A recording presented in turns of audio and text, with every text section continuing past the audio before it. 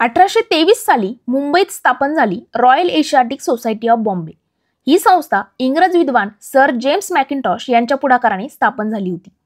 उद्देश एकच होता की भारतीय इतिहास, भाषा, धर्म आणि संस्कृती यांचा शास्त्रीय अभ्यास आणि संशोधन करणं। त्या काळात भारतीय विद्वानांना शास्त्रीय चर्चेमध्ये फारसं स्थान नव्हतं, पण हाच बदल घडवून आणला बाळशास्त्री जांभेकरांनी। ते या संस्थेचे पहिले भारतीय विद्वान सदस्य झाले। त्यांनी संस्थेच्या मासिकांमध्ये मराठी, संस्कृत आणि फारसी भाषांवरील संशोधनपर लेख प्रसिद्ध केले। त्यांच्या लेखांमधून भारतीय भाषांचा गाढा अभ्यास आणि इतिहासाकडे तर्कशुद्ध दृष्टिकोन दिसून येतो। जांभेकरांनी दाखवून दिलं की भारताचा इतिहास हा केवळ आख्यायिका नाही, तर पुरावे, संशोधन आणि सत्यशोधनावरती आधारित आहे।